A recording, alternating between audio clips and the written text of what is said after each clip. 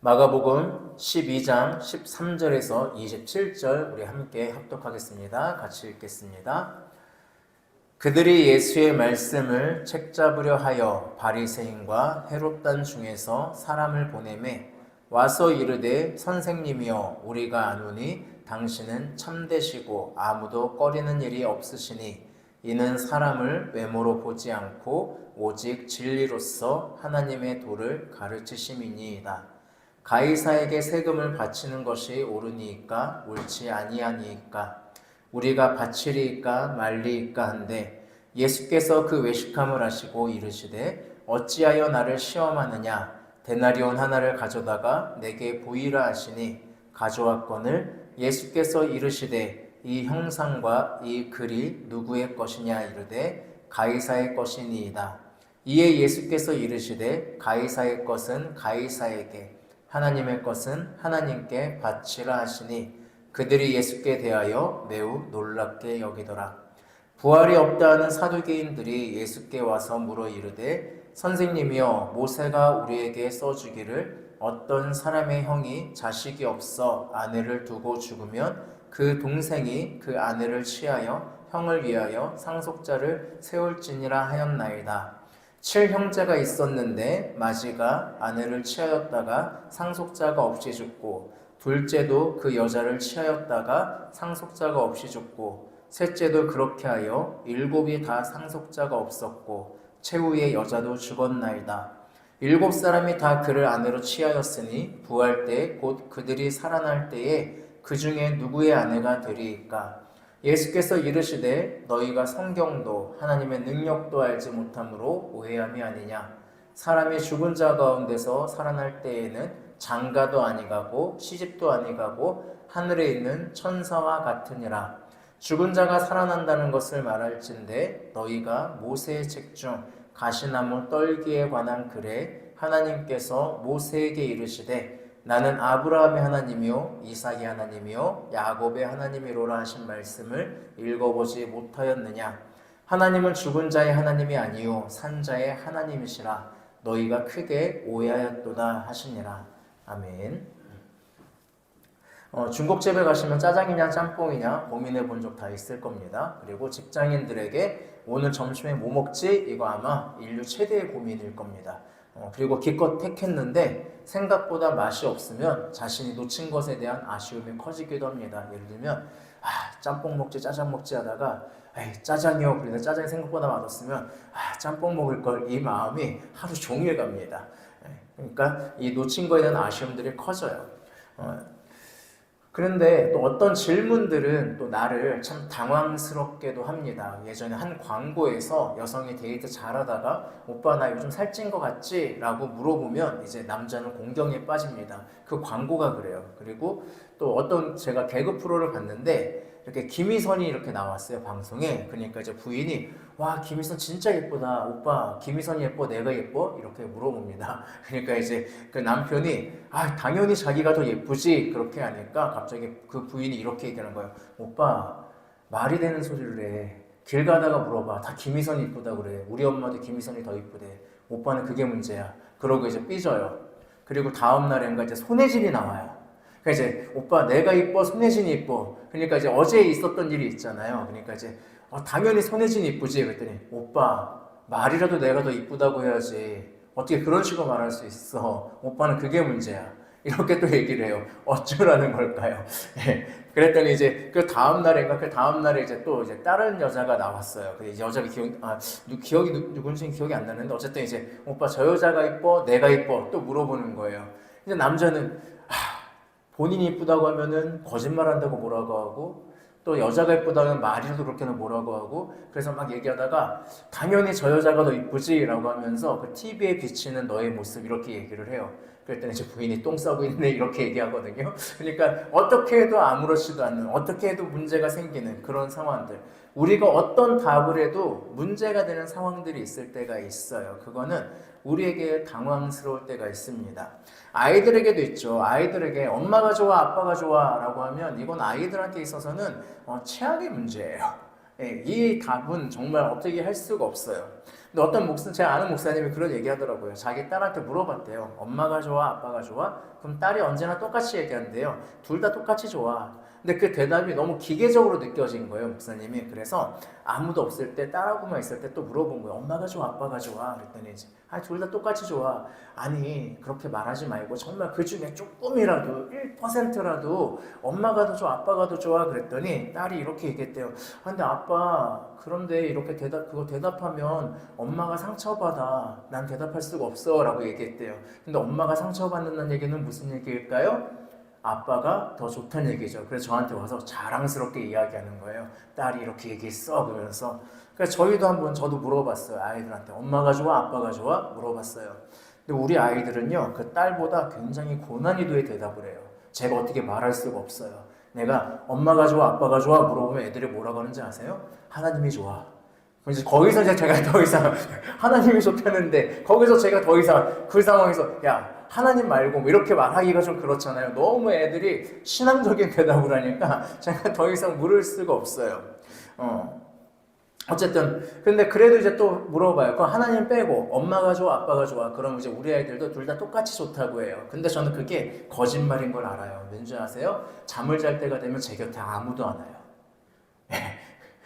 잠잘 때 보면 저희 집이 이제 이렇게 침대가 싱글 침대 하나랑 그 퀸 사이즈 침대를 이렇게 두 개를 붙여놨어요. 그럼 이제 애들이 그 싱글 사이즈에 자거든요. 그러니까 엄마가 그쪽에 있어요. 저는 이제 그 새벽에 자기가 나가야 되니까 끝쪽에 이제 더블 침대가 좀 이렇게 끝쪽에 있어서 제가 그쪽 끝에 자거든요. 알람 끄고 바로 나가야 돼서. 근데 아이들이 다 엄마 쪽으로 딱 붙어 있어요. 그러면은 저는 퀸 사이즈 침대를 혼자 차지하고 있습니다. 그리고 싱글 침대에 아이 둘과 엄마가 붙어 자고 있어요. 그런데 엄마가 좋아, 아빠가 좋으면 똑같이 좋대요. 근데 잠잘 때 보면 드러나요. 저는 누굴 더 좋아하는지 알 수가 있어요. 어쨌든 뭐 이런 얘기를 하는 이유는 어떤 대답을 우리가 요구할 때 그 대답이 어려울 때가 있습니다. 오늘 그런 내용들이 좀 나와요. 신앙적인 것에서도 좀 그런 것들이 있거든요. 신앙적인 것에서도 애매한 경우가 있습니다. 예전에 제가 휴가로 가족들과 함께 변산반도라고 하는 곳을 간 적이 있어요. 근데 그 변산반도를 가면은 그 내소사 전나무길이라고 그래가지고 거기 길이 굉장히 아름다워요. 그러니까 우리나라에서 이제 그 전라도 쪽에 메타세콰이어인가 뭐 그런 길이 하나 있고요. 또 거기 말고 아주 유명한 길이 내소사 그 길이에요. 거기에 전나무가 일자로 쫙 뻗어가지고 그 내소사까지 일렬로 쫙 가는데 그 길이 굉장히 아름답고 특히 가을에 단풍철에는 제일 아름다운 곳 중 하나라고 해요. 우리나라 단풍에서 제일 아름다운 하나라고 해요. 근데 문제는 내소사가 이제 절이거든요. 그래서 어제 그 길을 갔는데 뭐 거기서 이제 이런저런 막 이렇게 사진을 찍고 했죠. 그리고 이제 그 절에서도 사진을 찍었어요. 그리고 제가 이제 그 카카오톡 프로필 사진을 그 갔다 온 사진들로 변산만 갔다 온 사진을 여러 장을 이렇게 편집해가지고 보이게끔 했어요. 근데 한 목사님이 저한테 연락이 왔어요. 개인적으로. 그래가지고 그래도 네가 목사인데 절 앞에서 사진 찍은 걸 보이는 건 좀 그런 것 같다. 그 프로필 사진은 내렸으면 좋겠다 라고 얘기를 하시는 거예요. 그래서 그게 그렇게 불편할 일인가? 라는 생각은 들었지만 어쨌든 그래도 그 말도 일리는 있어서 알겠습니다 라고 하고 그 프로필 사진을 제가 한 2일인가 3일 하고 내렸어요. 그러니까 2일인가 3일 하고 내렸어요. 절 앞에서 찍은 게 이제 불편하다고 하시니까. 근데 그 목사님이 한 2달 뒤에 여행을 갔다 왔나 봐요. 그리스로. 올림푸스 신전 앞에서 사진을 찍고 프로필 사진을 해놨더라고요. 갑자기 순간 절은 불편한데 올림푸스 신전은 왜 안 불편하지? 라는 생각이 드는 거예요. 그래서 제가 아니 이건 돼요? 내가 절에서 찍은 건 안 된다고 하셨는데 올림푸스 신전은 돼요? 라고 묻고 싶었는데 차마 못 묻겠더라고요. 근데 나중에 한번 얘기해보세요. 야 거기는 관광지잖아. 그래서 내소사도 관광지예요. 도대체 왜 그래요? 그랬더니 야 거긴 외국이잖아. 그래서 그래요? 그러고 넘어가긴 했었는데 어쨌든 이런 것들 누군가에겐 불편할 수 있고 누군가에 불편하지 않을 수 있는 이런 애매함들이 있습니다. 오늘 우리가 읽은 성경에서 예수님도 그런 부분들의 질문이 나오고 있어요. 13절은 먼저 바리새인과 헤롯 당이 예수님을 찾아왔다라고 이야기하고 있습니다. 찾아온 목적은 불순합니다. 시작하자마자 나와요. 예수님의 말씀을 책 잡으려 하려라고. 근데 여기서 책 잡다는 말이요, 그냥 단순히 약점 잡겠다 이 의미가 아니에요. 원어적 의미로는 사냥을 위해서 덫을 놓다는 의미예요. 그러니까 예수님을 지금 무슨 취급하냐? 사냥감 취급하는 거예요. 그러니까 예수님을 잡기 위해서 덫을 놓는다라는 의미를 갖고 있어요. 그건 굉장히 강력한 의미예요. 근데 그래서일까요? 지금 온 이 조합이 말이 안 맞아요. 지금 바리새인과 헤롯 당이 왔다고 했잖아요. 이들은요, 반대되는 성향을 가지고 있는 사람들이에요. 바리새인들은 약간 반로마적이고요. 그다음 헤롯 당은 친로마적인 사람들이에요. 근데 이 반로마적인 사람, 친로마적인 사람이 와가지고 지금 무슨 문제를 갖고 왔느냐? 세금 문제를 가지고 왔어요. 이렇게 생각하면 돼요. 더불어민주당하고 국민의힘 중진들이 저한테 찾아와서 얘기하는 거예요. 목사님은 정말 지혜로우신 분이고 정치적으로 중립이시고 굉장히 사람을 생각하는 아주 위대한 하나님의 사람인 걸로 알고 있습니다. 자, 법인세를 올려야 됩니까? 내려야 됩니까? 라고 저한테 묻는다면 제가 어떤 대답을 하느냐에 따라 절반은 적이 돼요. 그렇죠? 제가 법인세 올려야 됩니다 라고 얘기하면 국민의힘은 이제 그 사람들은 저를 적으로 삼아요. 하지만 제가 법인세 내려야 됩니다 라고 얘기하면 이제 그 더불어민주당인가요? 어제 거기서 이제 저를 적으로 삼을 거예요. 근데 만약에 제가 그냥 지금이 좋습니다, 그럼 양쪽에서 너 뭐하는 놈이야 라고 하게 될 거예요. 지금 그런 문제예요. 세금 문제를 가지고 왔다는 건, 만약에 예수님이 세금을 내야 된다 라고 얘기하면 바리새인들이 볼 때는 문제가 되는 거예요. 근데 세금을 내지 않아야 된다라고 얘기하면 헤롯 당이 문제가 돼요. 그리고 여기서 세금 문제가 조금 다른 게 뭐냐면 인두세라고 해가지고, 왜냐면 여러분 세금 내는 게 문제는 솔직히 아니잖아요. 그쵸? 여러분 세금 내는 게 문제인가요? 식민지에게 세금, 내가 식민지니까 내 지배국가에 세금 내는 게 문제일까요? 그러기에는 그동안 계속 식민지였거든요. 그러니까 세금은 사실 문제가 안 되어야 정상이에요. 근데 왜 이 세금 문제를 가지고 나왔을까? 바로 그 내는 돈 때문에 그래요. 그 내는 동전이 데나리온이라고 하는데 거기 형상이 그려져 있어요. 그 그림 앞에 뭐라고 되어 있냐면 위대한 가이사, 이제 그 사람의 이름이 있고요. 그 뒤에 보면 뭐라고 되어 있냐면 그 왕의 왕비 그림이 있어요. 그리고 대제사장이라고 되어 있습니다. 그러니까 그 동전 자체가 황제를 우상화한 작업의 동전이에요. 그러니까 유대인들은 이 동전을 쓰기 싫은 거예요. 근데 그 동전으로 뭐를 내야 돼요? 세금을 내야 돼요. 그 세금을 내는 순간 어떤 느낌이 있냐면 이 황제가 신이라는 거를 인정해야 되는 그 상황이에요. 그러니까 유대인들은 이게 싫은 거예요. 그래서 얘기하는 거예요. 세금을 내야 됩니까? 말아야 됩니까? 우상을 섬길까요? 말까요? 그러니까 말자라고 얘기하면 앞에는 로마한테 문제가 되고 섬기자라고 얘기하면 또 유대인한테 문제가 돼요. 그러니까 어떤 면으로 보나 함정이 됩니다. 그러니까 이 문제를 가지고 나온 거예요. 또 하나 있어요. 18절에서 보면 사두개인들이 예수님을 찾아옵니다. 사두개인들의 특징은요, 성경에는 부활이 없다라고 이야기하는 거예요. 그러니까 이 사람들은 성경에서 부활을 인정하지 않는다라고 얘기하는 거예요. 성경에서 부활을 인정하지 않는다라고 얘기하니까 뭔가 급진적일 것 같은데 이 사람들은 보수 중에 보수예요. 그러니까 성경을, 예언서 이런 건 성경 아니에요.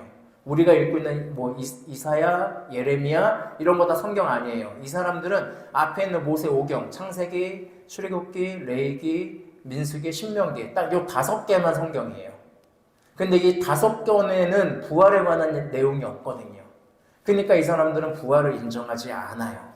천사도 인정하지 않습니다. 굉장히 보수적이에요. 그러니까 천사도 천상의 존재 인정하지 않죠. 부활도 인정하지 않아요. 그럼 뭐가 중요할까요? 현재 내가 사는 것이 굉장히 중요해요. 그래서 현재 사는 것이 중요하니까 이들도 굉장히 친로마적이에요. 그리고 기득권을 잡고 있고요. 성전의 모든 걸 관장하고 있어요.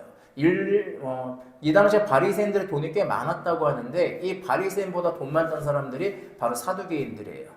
사두개인이라고 하는 이름 자체에도 의미가 있거든요. 그 대제사장 사독의 후예라고, 다윗 시대 때 그 사독이라고 하는 대제사장이 있어요. 그 사람들의 후예, 사독의 그런 의미예요. 그래서 사두개인이거든요. 그러니까 그럴 정도에 있는 사람들이 와서 예수님에게 찾아와서 부활의 맹점을 이야기하는 거예요. 모세오경에서 이야기해보는 결혼에 관한, 왜냐하면 대를 이어야만 되는데 아들이 없으면 살 수 없었던 시대에, 그래서 형이 아들을 낳지 못하고 죽으면 어떻게 되냐, 동생이 그 형수와 결혼해서 아들을 낳게 해줘서 대를 이어가고 이 형수가 살 수 있게끔 해줘야 돼요. 그러니까 우리가 예전에 했었던 룻기, 그 룻이 그런 식으로 결혼을 하거든요. 근데 이 문제를 가지고 나온 거예요. 그러면서 얘기한 거예요. 아주 최악의 상황을 만든 거죠. 첫째가 아들 없이 죽었습니다. 둘째가 그랬는데 둘째도 아들을 못 낳고 죽었습니다. 그래서 셋째가 결혼했는데 셋째도 아들을 못 낳고 죽었습니다. 그런 식으로 7형제가 다 7명의 형제가 모두 아들을 낳지 못한 채로 죽었고, 이 부인은 7명의 남편을 다 섬겼습니다. 자, 부활하게 된다면 이 여자는 누구와 결혼을 해야 될까요? 말이 안 되지 않나요? 그러니까 이건 부활 자체가 뭔가 말이 안 되지 않나요? 부활은 없어야죠 라고 얘기하는 거예요. 근데 오늘 본문에 저는 이 부분들을 어떻게 생각하냐면, 우리가 신앙생활을 하면서 나타날 수 있는 큰 문제들과 도전들을 보여주는 것 같아요. 아까 바리새인과 그 헤롯 당의 질문은 우리가 기독교 살아갈 때 올 수 있는 신앙적인 맹점, 아까 제가 얘기한 것처럼 그런 맹점에 대해서 우리가 어떻게 해야 되는가, 이런 부분들을 보여주고 있는 것 같고요. 사두개인들은 성경 자체에 대한 내용들을 도전할 때 우리는 어떻게 해야 될까라는 부분들을 예수님을 통해서 조금 볼 수 있는 것 같습니다.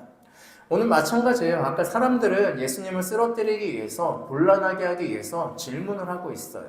근데 이 질문은 과거에서 끝나지 않아요. 오늘을 사는 우리들에게도 이런 문제들은 언제든지 도전을 줄 수 있습니다.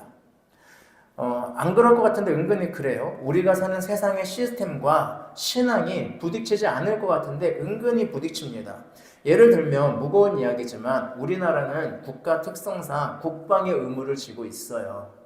근데 알다시피 여호와의 증인은 이 국방의 의무를 지지 않습니다. 그래서 어디를 가기를 선택해요? 감옥으로 들어가는 걸 선택을 합니다. 그래서 몇몇 분들이 여호와의 증인이 이단인 이유는 군대를 가지 않아서라고 이야기해요. 근데 제가 정확히 말씀드리면 여호와의 증인이 군대를 안 가서 이단이 아니에요. 이거는 오히려 오늘날 기독교인들이 깊이 생각해 봐야 될 문제예요. 여호와의 증인이 이단인 이유는 삼위일체 하나님을 믿지 않기 때문에 그래요. 예수님이 하나님이 아니라 예수님을 하나님이 창조한 가장 완벽한 인간이라고 하고 있기 때문에 이단인 거예요. 군대 문제는 전혀 상관없어요. 오히려 이 기독교의 전통 있는 교단들 중에 이 군대를 가지 않는 사람들이 있어요. 왠지 아세요? 예수님이 칼을 들지 말라고 했거든요. 예수님이 평화의 왕으로 오셨거든요. 그 부분을 지켜야 되기 때문에 군대를 안 가고 감옥을 선택하는 기독교인들이 생각보다 꽤 있어요. 침례교 전통령 중에서도 그런 사람들이 있습니다. 그러니까 이런 문제들이 국가 시스템과 우리의 신앙이 부딪히는 문제예요. 또 이런 것도 있어요. 한 집사님이 서울에서 수제 햄버거 집을 운영을 했어요. 나름 단골도 만들고 했는데 생각보다 이익은 크지 않았어요. 근데 이 이익을 키울 수 있는 방법이 하나 있었어요. 뭐였냐면 저녁 시간에 술을 파는 거예요. 저녁 시간에 술을 팔면 굉장한 이익을 낼 수 있어요. 왜냐면 거기 수제버거집에 오는 사람이 다 얘기하거든요. 밤에 술 한잔 하면서 먹고 싶은데 안 되냐. 근데 이 집사님은 도저히 술을 못 팔겠는 거예요. 자기 신앙상. 나도 술을 마시지 않는데 내가 술 마시는 게 그리스도인으로서 옳다고 생각되지 않는 사람인데 어찌 내가 가게에서 술을 팔면 사람들에게 그걸 제공할 수 있을까? 이게 걸리는 거예요. 이게 부딪히는 거예요. 그러니까 결국은 무엇을 선택했느냐? 최근에 햄버거집을 접었어요. 나름대로 단골도 적고 매상 올리는 방법도 있는데도 불구하고 그런 거예요. 술에 관대한 시스템을 가진 국가에서 신앙적인 이유로 술을 팔아야 할까요? 말아야 할까요? 이런 거 고민하면요, 편의점 운영하는 그리스도인들은 담배를 팔아야 될까요? 말아야 될까요?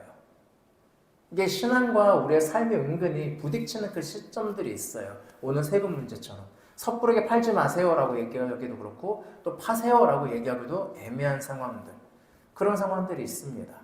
부활도 마찬가지예요. 사두개인들은 부활이 없다고 했지만 오늘날 그리스도인은 부활에 대한 부활을 믿고 있죠. 근데 부활에 대한 이해는 없는 것 같아요. 제가 볼 때는. 그리스도인들은 내세 중심이어가지고 현실에 관심이 없는 사람처럼 믿지 않는 사람들이 이야기해요. 현실에 관심이 없다고 하면서 엄청 돈 쫓아다닌다고 위선적이라고도 이야기해요. 부활을 이야기하지만 정말 부활의 삶을 사는가? 라고 하면 그렇지 않을 때가 많습니다. 어려움이 가득할 때, 슬픔이 가득할 때 그냥 내세적이니까 아예 천국 가잖아. 천국 가면 다 해결되니까 지금 어려운 거 괜찮아. 라는 식으로 넘어가는 게 믿지 않는 사람 입장에서 볼 때는 현실 도피처럼 보이죠. 그리고 부활을 믿는다면서 그렇게 죽을까? 전전긍긍할까? 라고 하는 게 뭔가 이율배반적으로도 느껴지죠. 이거 왜 그럴까요? 오늘 예수님 말씀하셨어요. 오해하고 있어서 그래요. 성경을 오해하고 있고 하나님의 능력을 오해하고 있어서 그래요. 예수님의 대답을 통해서 이런 문제에 대해서 우리가 어떻게 접근해야 되는가 생각해 보려고 합니다. 바리새인과 헤롯 당의 이야기를 듣는 예수님이 데나리온을 가져와라 라고 이야기해요. 아까 제가 얘기했죠? 꺼려 했다고. 그럼 없습니다 라고 해야 정상이에요. 근데 당장 가져와요. 그러니까 이 얘기는 뭐예요? 지들도 사용하고 있다고요. 꺼려지는데. 그거부터가 웃긴 거예요. 자, 보여줍니다. 데나리온 보여줘요. 그랬더니 이제 예수님 보이죠. 앞에 있는 형상이 누구의 형상이야? 이 형상이 창세기 1장에 나온 하나님의 형상과 똑같은 단어입니다. 그러니까 형상이 누구의 형상이야? 그랬더니 얘기하죠. 가이사입니다. 그러니까 예수님이 너무 명쾌하죠. 그럼 가이사의 거는 가이사에게, 하나님의 것은 하나님에게. 이거 단순히 그냥 그 얘기하는 거 아니에요. 그 앞에 있는 가이사가, 그 동전에 있는 가이사가 걸려? 마음에 걸려? 그럼 가이사한테 줘버려.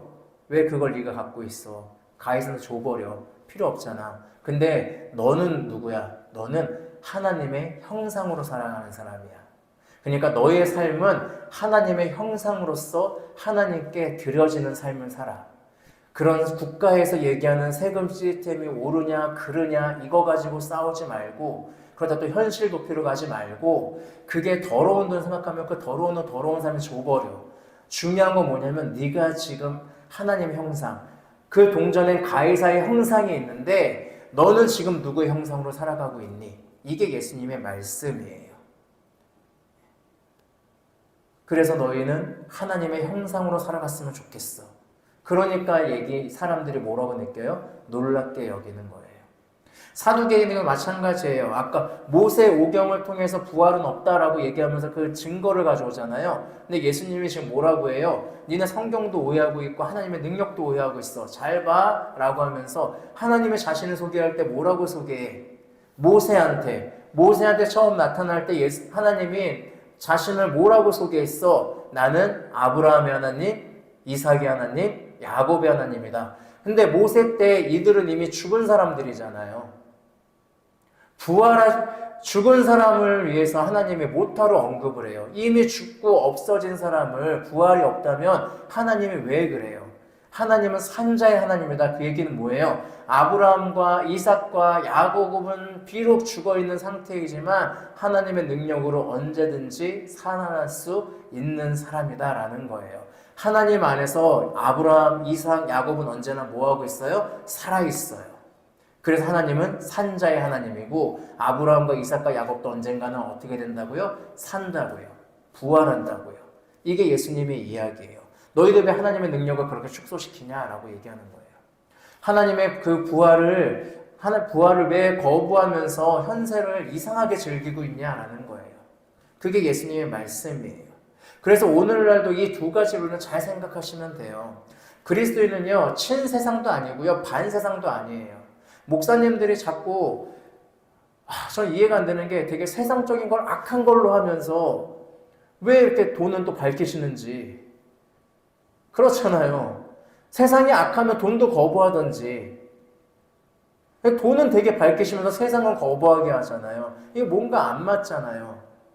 중요한 건 뭐냐면 우리는 뭘로 살아가는 사람들이에요. 우리는 이 국가라고 하는 시스템 안에서 하나님의 허락한 채로 살아가고 있어요. 하지만 그럼에도 불구하고 이 시스템 속에서 우리는 누구로 살아가는 거예요? 하나님의 형상으로 살아가는 사람들이에요. 근데 내 삶이 누구를 나타내야 돼요? 하나님을 나타내야 돼요. 그게 중요한 거예요. 술을 파느냐 마느냐를 고민할 것이 아니라 네가 식당을 운영할 때 하나님의 형상으로서 하나님을 나타내는 사람으로 살아가고 있느냐라는 게 중요한 거예요. 그런 마음으로 손님을 응대하고 있니? 그런 마음으로 손님을 바라보고 있니? 네가 한 가정의 가장으로서 하나님의 형상으로서의 가장의 삶을 살아가고 있니? 그렇게 되면 그게 하나님께 영광이 되는 거야. 이게 예수님이 하시는 이야기예요. 아까 군대 이야기를 했는데 저는 군입대를 했습니다. 그리고 그 안에서 저는 총을 소지했고요. 총을 쐈어요. 전쟁이 났을 때를 대비해서 사격을 했습니다. 제가 근데 그리스도인이어서일까요? 제가 예수님의 말씀을 너무 잘 지키기 위해서였을까요? 저는 사격에 정말 재능이 없었습니다. 얼마나 많이 빗나가는지요. 20발을 쏘면은 두 번을 맞출까 말까예요. 그 표적이 자꾸 아는 표적 같고 자꾸 저한테 정이 들어가지고 그 표적을 도저히 못 맞추겠더라고요. 그래가지고 약간 그 사격하는데 친한 그 사람이 있었거든요. 저한테 따로 돈을 내래요. 총알이 아깝다고. 너는 총알비를 내야 될 것 같다고. 너무 아깝다고. 어떻게 한 발도 못 맞추냐고. 그렇게 얘기해요. 근데 그 한 발도 못 맞추면 좀 원래 이제 얼차려라고 해서 그런 거 좀 받거든요. 벌을 받거든요. 근데 제가 친하잖아요. 그러니까 그 친구가 표적을 조정해서 넘어가게끔 이렇게 해줬어요. 그래서 저는 항상 합격하게끔 이렇게 해줬거든요. 근데 어쨌든 저는 이제 너무 예수님을 사랑해서 평화를 사랑해서 총알이 다 빗나갔어요. 근데 아까 얘기했잖아요. 군대를 거부하는 게 중요할까요? 저는 군 안에서도 누구로 살아가느냐? 하나님의 형상으로 살아가는 사람이에요. 그래서 군 안에서 일어나는 수많은 부조리들이 있어요. 근데 그 부조리에서 저는 맞섰던 사람입니다. 자랑 같지만 제가 윗사람이 됐을 때 흔히 얘기하는 군기라고 하는 걸 저는 전혀 잡아본 적이 없어요. 그래서 굉장히 지금 보면 선진 군인을 만들어낸 게 저였어요. 군기 없고 후임병한테 함부로 대하지 않고 항상 잘해주고. 못 믿으시겠지만 사실입니다. 저는 그렇게 해왔어요. 그게 뭐예요? 내 삶이 어디에 있든 무슨 삶을 살든 뭐가 중요한 거예요? 하나님의 형상으로 살아가는 게 중요하다는 겁니다. 부활도 마찬가지입니다. 부활에 대해서 사두개인들이 몰랐듯이 우리도 모르고 있습니다. 실제로 그리스도인들은 너무 내세적이라는 오해를 받아요. 세상에서 우리는 분명히 고난을 받습니다. 아니, 고난 없는 사람 없어요. 오죽하면 불교에서는 인생이 고통이라고 하겠습니까? 태어남도 고통이요, 죽음도 고통이요, 또 환생을 통해서 다시 태어나는 것도 고통이요. 이 고통의 고리를 계속 보는 윤회가 너무나도 고통이다. 그래서 뭐 해야 돼요? 깨달음을 얻어서 부처가 돼서 이 윤회의 고리를 끊어버리는 것. 그게 고통에서 벗어나는 방법이다. 라는 게 불교의 큰 가르침 중 하나거든요. 그러니까 고통 없는 사람은 없다고요. 누구라도 있어요. 이재용 회장도 고통이 있어요. 대통령 따라다니면서 부산에서 어묵을 먹어야 되는 고통이 있어요. 회사 일도 바쁜데. 계속 따라다니고 있잖아요. 고통스럽다고요. 누구에게나 고통은 있어요. 근데 개신교는 천국이라는 장소가 존재하니까 그냥 그래 고통 괜찮아 이렇게 여기는 걸로 넘어가고 현실은 그냥 도피하는 것처럼 보여요. 그렇지 않아요. 부활은 어떤 거냐면 부활은 이렇게 생각하시면 돼요. 운동선수들의 목적 중 하나가 뭘까요? 금메달 아닌가요? 금메달은 존재하잖아요. 올림픽에서 금메달은 존재하잖아요. 아시안급에서 금메달 분명하게 존재하잖아요. 그래서 그 금메달을 위해서 어떻게 해야 돼요? 오늘 나에게 있는 그 힘든 훈련의 과정들을 다 어떻게 해요? 견뎌내잖아요. 그 견뎌내기만 하나요? 그 훈련의 어느 어려움들을 어떻게 생각해요? 당연하게 여기고 더 최선을 다하잖아요.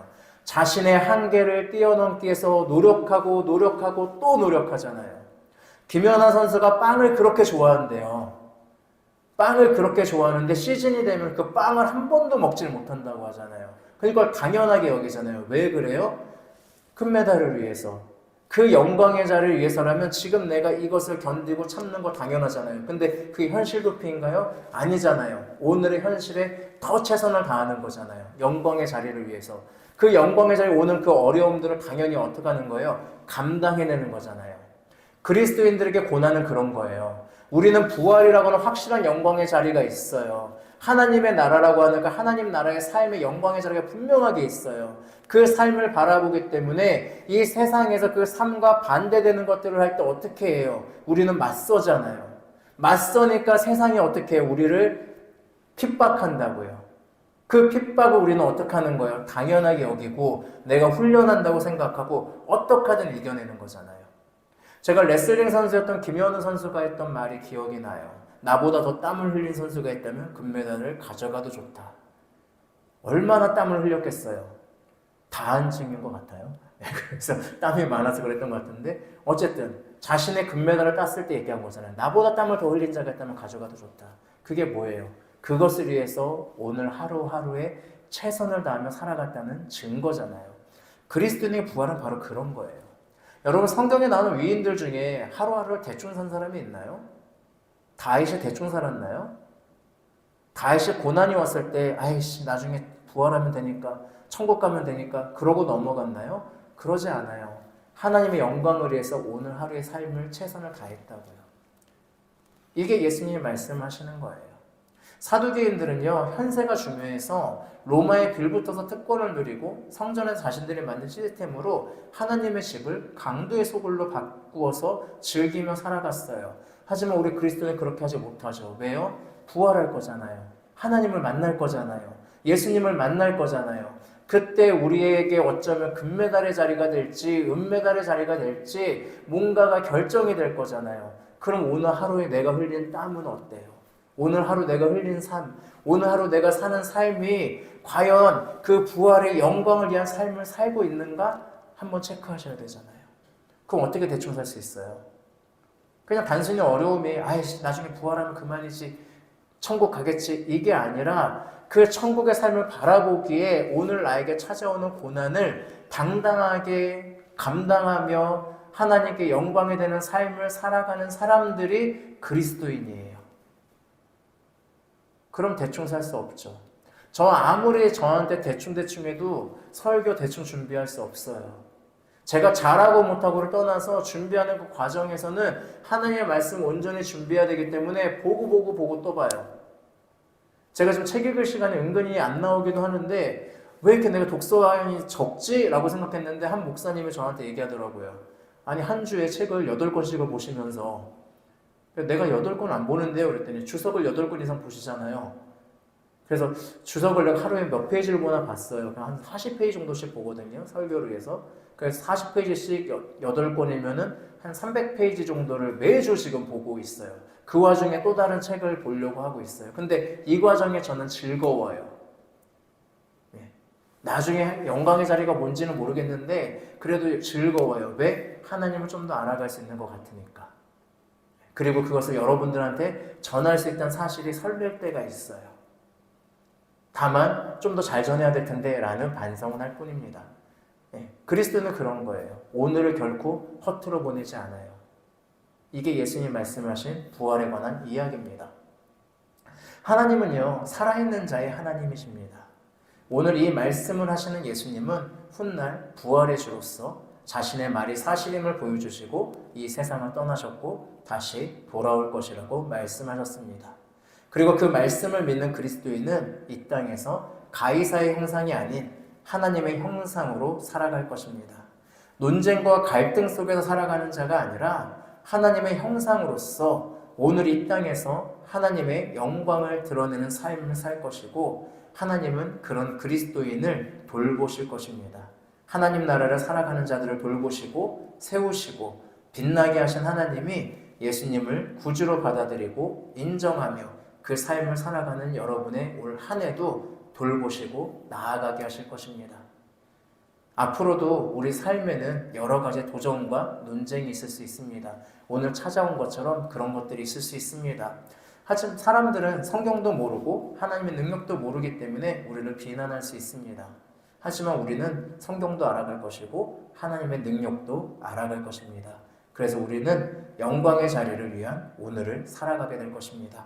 그 삶을 살아가는 저와 여러분이 되기를 주님의 이름으로 권면하겠습니다. 기도하겠습니다. 살아계신 역사하시는 아버지 하나님, 신앙생활을 하다 보면 여러 가지 부딪히거나 딜레마처럼 빠질 때가 있습니다. 또 부활을 믿는다고 하지만 그 부활을 정말 살아가고 있는가라고 할 때 의문이 들 때도 있습니다. 오늘 말씀을 통하여서 우리가 하나님의 형상으로서 또 그 부활의 영광을 위해서 오늘 하루 그 부활의 자리를 향해서 하나님 온전히 알아가고 그 하나님의 형상으로 살아가는 것이 부활의 삶임을 알게 되었사오니 그 길을 걸어갈 수 있도록 하여 주시옵소서. 그래서 오늘 하루하루가 주님께 영광이 되는 삶이 될 수 있도록 함께해 주시기를 원합니다.